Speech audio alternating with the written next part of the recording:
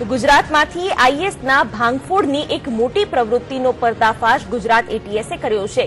ગુજરાત આઈએસના મોડ્યુલનો પર્દાફાશ થતા સુરક્ષા વિભાગ પણ ચોંકી ઉઠ્યું છે। ગુજરાતમાં મોટી ખાનાખરાબી થાય તે પહેલા જ એટીએસે રાજકોટના વસીમ અને નઈમ નામના બે સગા ભાઈઓને ઝડપી પાડ્યા છે।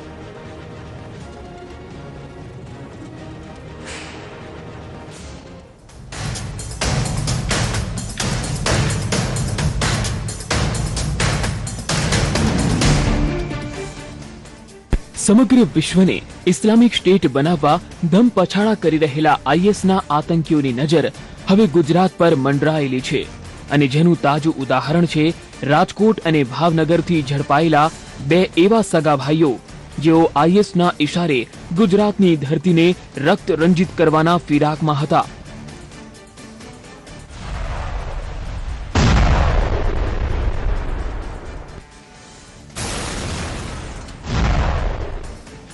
એટીએસે એસઓજી તથા સ્થાનિક પોલીસની મદદથી બે જુદી જુદી ટીમ બનાવી મોરબી, વાંકાનેર, રાજકોટમાં ખાનગી ઓપરેશન હાથ ધર્યું હતું। આ બંને છેલ્લા 2 વર્ષથી આઈએસઆઈએસના હેન્ડલરના સંપર્કમાં હતા અને આ બંને આતંકીઓનું સોશિયલ મીડિયામાં એકાઉન્ટ હોવાનું બહાર આવ્યું છે।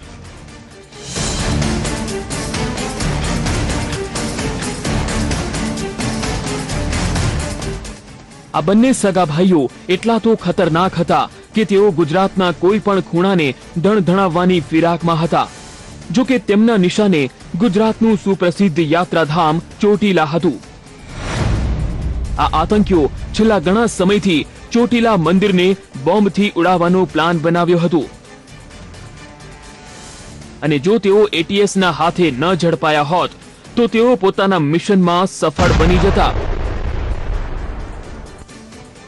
આ બંને સગા ભાઈઓએ તેમ વિચારીને ધાર્મિક સ્થળ ચોટીલાને નિશાન બનાવવાનું વિચાર્યું કે તે સૌરાષ્ટ્રનું પ્રસિદ્ધ મંદિર હોવાથી આતંકીઓના નિશાને હતું ચોટીલા મંદિર।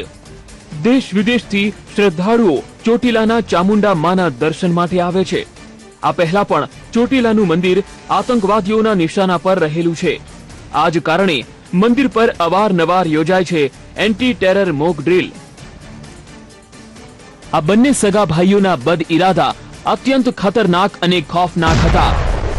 આઈએસના આ બંને આતંકીઓના અન્ય ઘટસ્ફોટે પણ સુરક્ષા વિભાગને ચોંકાવી દેશે। બ્યુરો રિપોર્ટ, સંદેશ ન્યૂઝ।